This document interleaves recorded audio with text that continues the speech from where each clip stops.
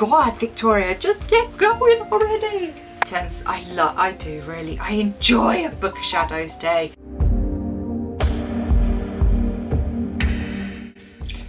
Good morning, everyone. How are you? How are we?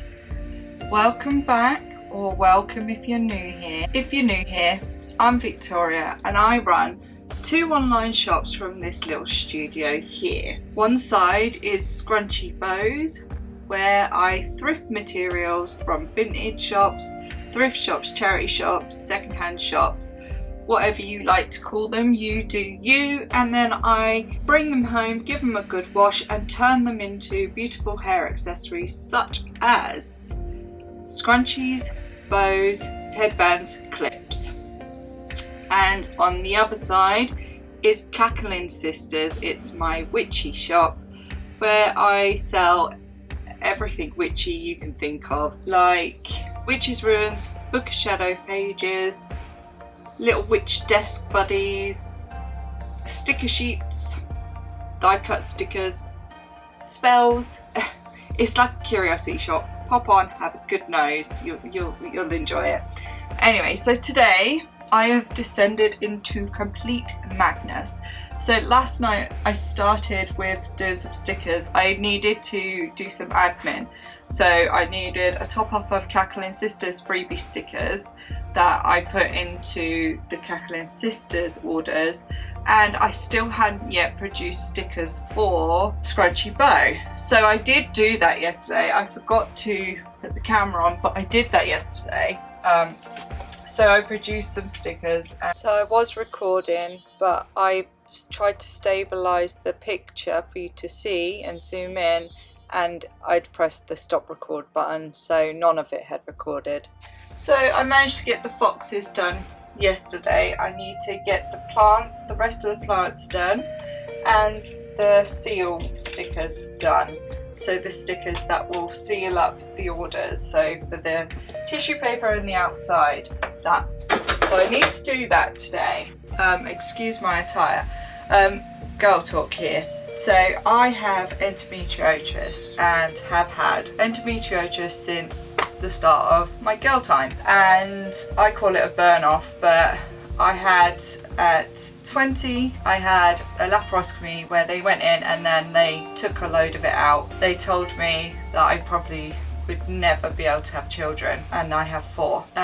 And then about 2 years ago, so it never did anything for me, the burn off, it never helped me, and I had the coil fitted, to which I also then ended up having my child from the coil. But anyway, I had the burn off, it didn't do anything, it just got progressively worse. But I'm one of these, I won't take medication and I won't go to the doctor and I won't go to hospital. I'll wake up in hospital and they'll deal with things then. I'll just keep going, much to my husband's frustration. So about 2 years ago, I was literally crawling on my hands and knees and ended up going into the hospital, to which the gynecologist surgeon, I'm going to tell you this ladies now to keep fighting. I didn't need to fight in the end, but just keep proving your point.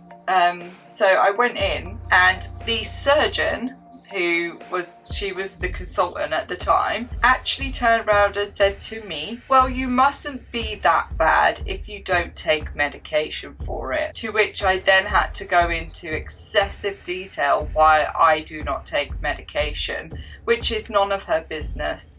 And she did not believe that I had endometriosis, nor did she believe I had it before or nothing. But obviously she was able to look on the system and tell me it was 17 years ago since my last burn off and that I had endometriosis, but she didn't believe that it had grown or anything, because I hadn't been in touch with them in 17 years.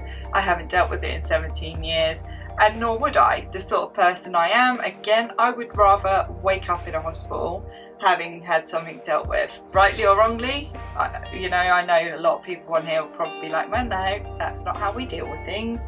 That's right too. Let me put me little twinkles on.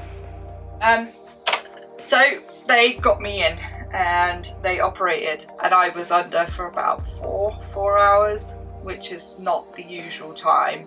So it set everyone, all my family, off worrying. So when I come round from my operation, they told me how I was lucky to have come away from there without a stoma bag, because it was so attached to my bowel that they thought they were going to have to cut out part of my bowel and my bladder, that I was lucky that I wasn't going to have a catheter attachment permanently attached there, because they thought they were going to have to deal with my bladder and remove parts of my bladder as well. So that is what I fought with for 17 years. Anyways, I come home, get recovered, and then you go to a consultation after where they say, right, well, this is what happened, this is the plan of action, blah blah blah. And I went in, and the first thing that consultant did was profusely apologise to me because of her perceived judgment of me. She'd never had anyone like that. But what I will say is, this is why I'm in comfies right now. My stomach is in absolute knots, and so is my back. So we're going to take today slow. And if this is all I get done today, then this is all I get done today, and that's good. Let me know if you are an endo warrior, and let me know in the comments below if it's something you also suffer with. I know that over here in the UK we are fighting there. Well, there's a notion, because it's not actually, so endometriosis is a disease, but because again it's a girl thing, it's not recognised as anything. It's just pain, or it's just this. So there is a fight going on over here at this moment for us to get it recognised as a disability, because it is a disease. It's a debilitating disease. The amount of people I speak to, I am a hairdresser, so the other side of this studio is my hair salon, and the amount of my ladies that come in who also suffer from endometriosis, and it's debilitating at times. There are times where I will literally have to crawl on my hands and knees to get from one part of my house to another. But there's women who have had to leave work or have been sacked because they can't maintain being at work through those times. There's even a lady who's recently just been sacked because she went into the staff room and curled up in a ball on the sofa, on the staff sofa, and it made other staff members, male staff members, really uncomfortable, so she got sacked. She's currently trying to fight that at the moment. So we are fighting over here to get it a recognised disability, to be honest, I think at this point all of us women would just be happy for it to be a recognised notion. Anyway, off on a tangent.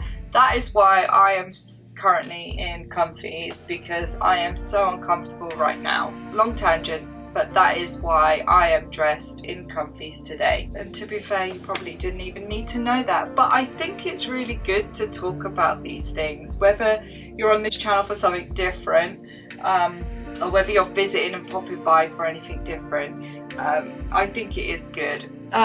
Yeah, let's crack on with doing, so I've got two more lots of, two more lots to do. I left my paper out at the ready.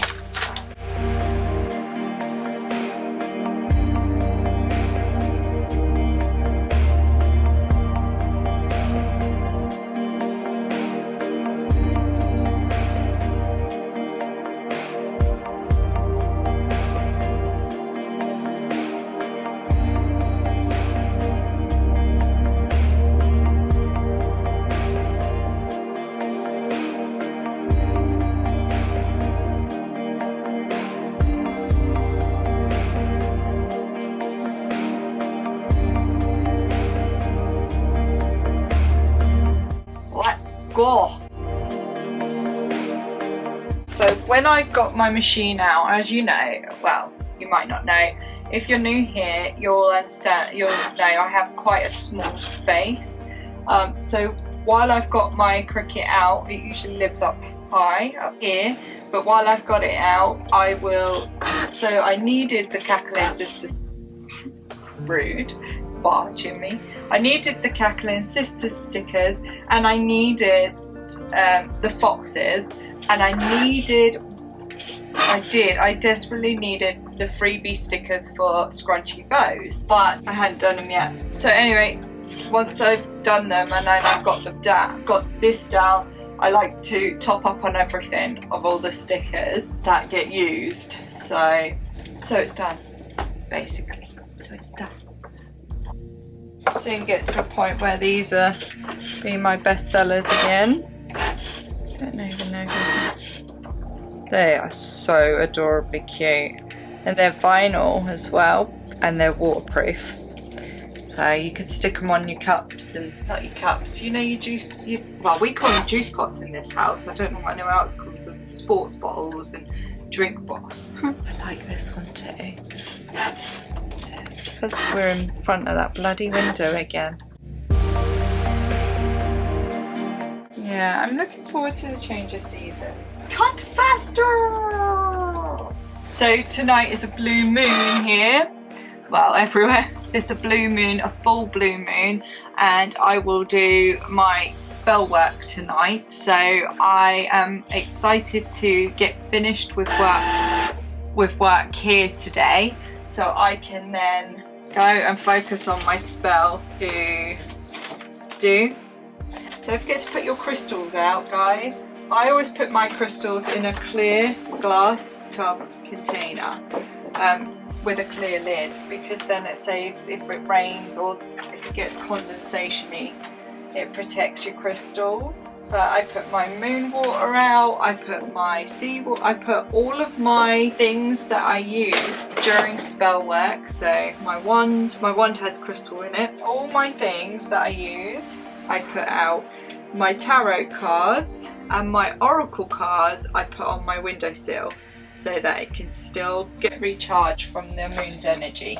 So tonight's the night, peeps. You want to manifest, you want to grab all that energy to just power you through and get what you need to get. So focus in, get your spell work written up.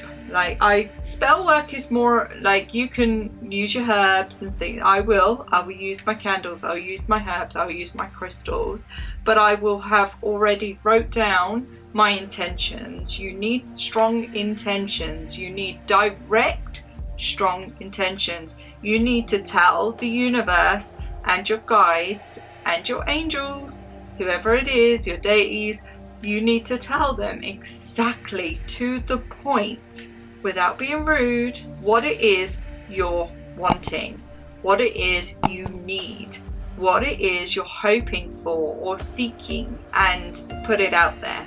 And talk strong, talk bold. This is what you are doing. This is what I want.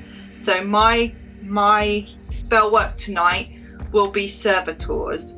I will be decommissioning. I have 2 current servitors working for me right now, and I will be decommissioning those servitors, and I will be making 2 new ones. I say 2, yeah, maybe 3, but 2 new servitors. And for anyone who doesn't know what a servitor is, you could look it up. But briefly, a servitor is what you will spell up. It's an entity. So you conjure, you spell it up, say a crow, and you have that crow is your servitor, and you want it to do your bidding of a certain thing. I would like a servitor. This is not real for me on this magical day. Do not take this in. This is not me lighting candles. Let me blow out my candle. No intention here. I'm just showing people on YouTube how to do it. I'll go into, if you want me to go in depth more, I will do a separate video on how to make a servitor and how to build a servitor and how to get them to work for you.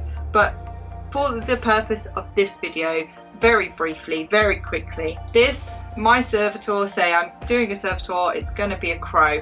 I want it to do my biddings because I want to make the best dress in the whole of the world. My dress to be the most amazing dress in the whole of the world. So you would then put that intention out, you'd make your servitor, so you have to give birth to it in your head. My servitor is a crow, it looks like this, it will do this.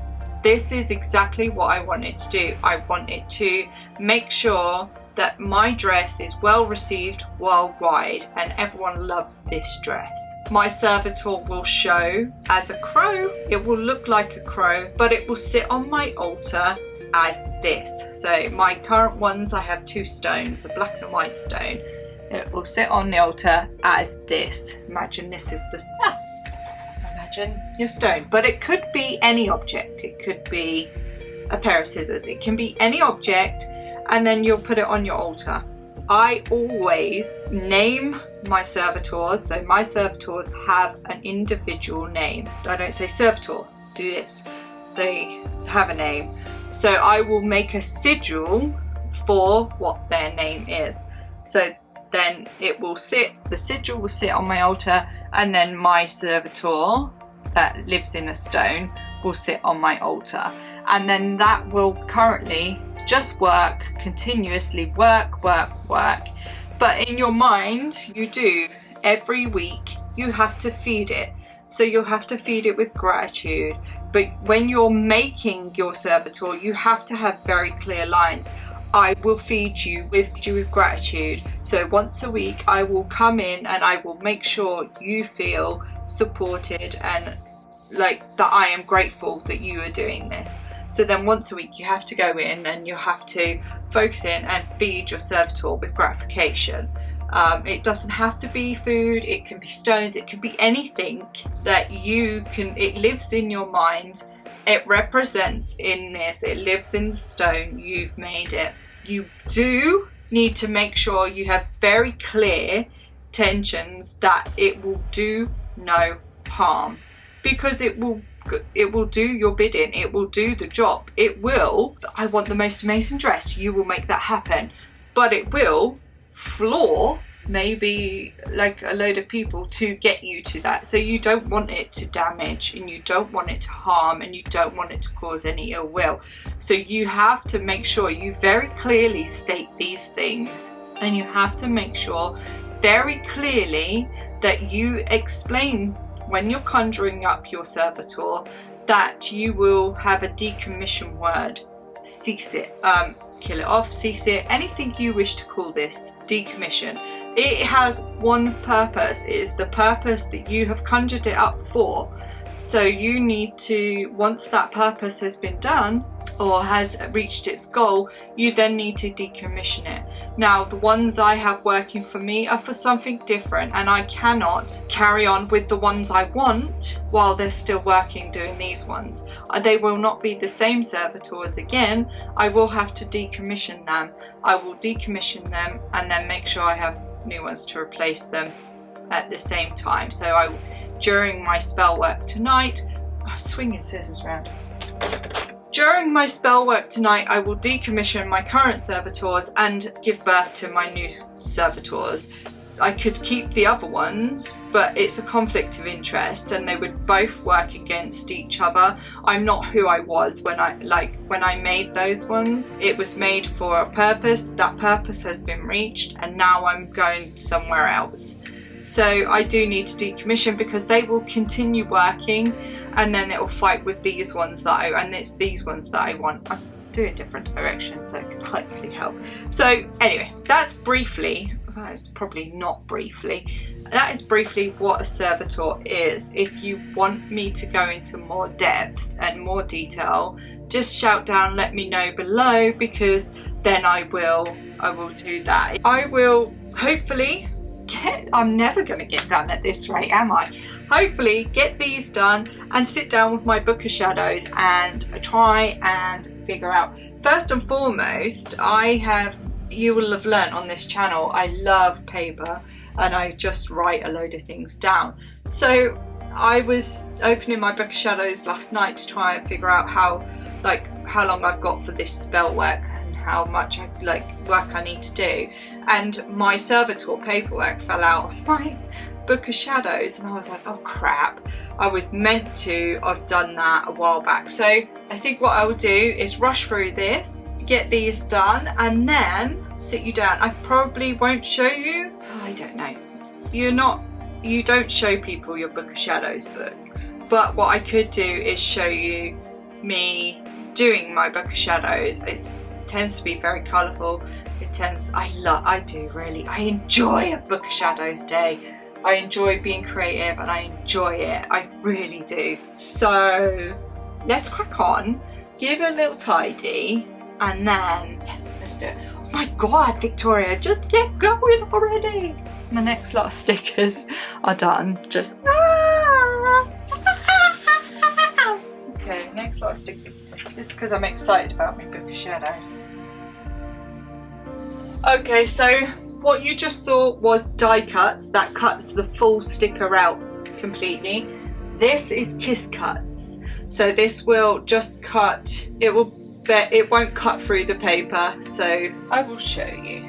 So I'll be able to remove the background, which will make it easier for me to, I'll be able to remove the background and it will make it easier for me to be able to peel the stickers off. Kiss cut with the backing, die cut. And I'm doing it because when I was learning, figure it all out was actually really quite headachy. And my thank you card done. I just need to, so let's get these cut.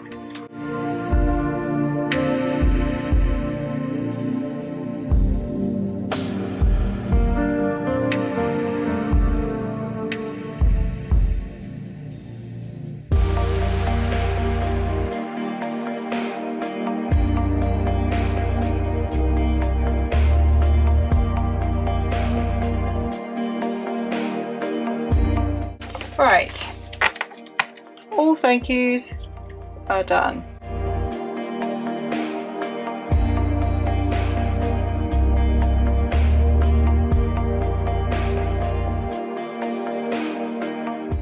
Anyway, it's Book of Shadows time. So this is my book one. The days I spend with my Book of Shadows is, yeah, I love it. So this one is volume 1. God, it's stunning. It's volume 1, but it's also not heavy. My eldest son, he has a very intense line in him of witchcraft, very intense, and him on a pendulum is just shocking. He's the exact same as me on a pendulum, if not better, and it's something he doesn't do often because I think it freaks him out, but he really ought to. This is like explains the tarots, it's the intentions of things, it's protection spells, it's not heavy, it's how to make like money spell, money oil, realization spells, what feathers for the different waters and how to make the different waters, the ingredients, bloods. A lot has gone into. This is where my sticker for voodoo come from, the idea. So there's the fertility, the voodoo doll, how to use one, how to make one, and how to heal powders. There's a lot in these. How to summon a familiar. I won't go into too much detail because it's very personal. It really is one of those personal things. But what I will say is it's not deep, it's not deep, dark and heavy. And then this one is waiting to be used. So this one is, I knew I was getting towards the end of that one. Let me open it up. So this one is more for, it's going to be more for my grown-up, beautiful, stunning paper. Oh, there you go. Already started in it. This is the more heavy duty one, darker one, I want to say. And judging by what's fell out, how to fight and protect. So this one is more, one's light, one's dark. And then the papers I was telling you about for my servitor, they're all here. So I'm going to now put these into my Book of Shadows, not the pages. I'm going to make the pages in my Book of Shadows.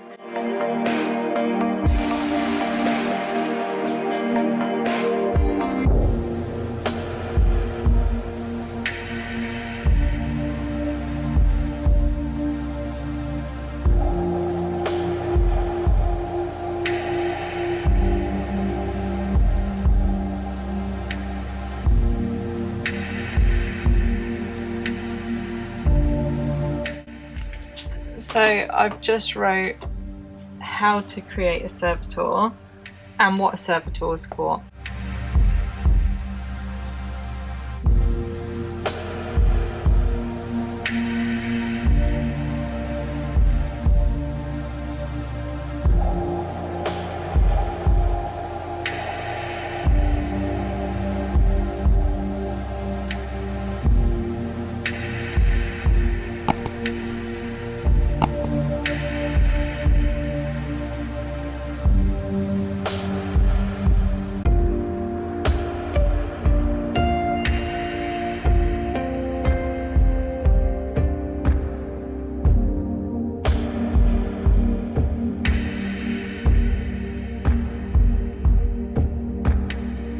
They're ready. I just need to make the sigils now.